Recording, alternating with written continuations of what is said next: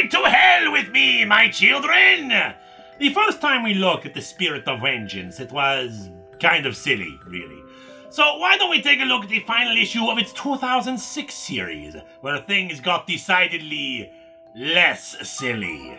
During the course of this series, things are not going well for Heaven, and Johnny Blaze is wandering through Japan, trying to find himself. In a nearby village, however, horrible things are happening. Sea life mutating and attacking people, flesh boiling and growing, and one person's brain rips itself out of a man's skin. Sometimes it's just so hot out you need to strip down and cool off.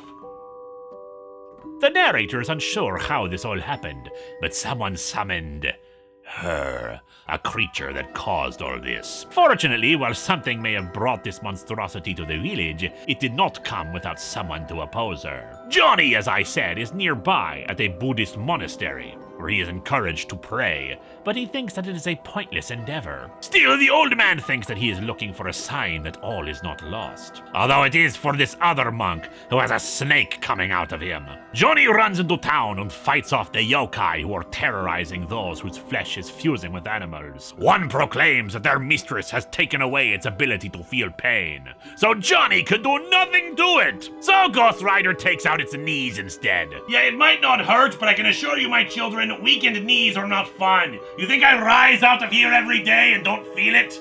Another drags Johnny to their mistress, the Skinbender, who looks like Sailor Venus, I guess. And she plans to peel his skin off and wear it like pantyhose. But touching him burns her. She's never encountered anyone like Blaze before. Can tell that there's fire on him like no other. When he refuses to tell her anything, she threatens the innocents, and he finally admits how he was changed. By the devil, by an angel, by God, he's not sure anymore. But she wants to see his true face. And he finally does so, melting off his skin and flesh until there's only the burning skull. He is the most beautiful thing she has ever seen. Girl, you know it! Puts me hot under the collar, too. She offers to reshape this world together with her, and he just tells her to burn. And soon everything is burning, but mostly her and her minions, as it rains fire upon them. A friend of Johnny's, Sister Sarah, arrives in town as the Ghost Rider balls up what's left of the Skinbender, who's getting off on all this, and tosses her into the ocean. Sarah reminds Johnny about his family and how they're in heaven, helping him revert to normal as they ride off to continue their mission.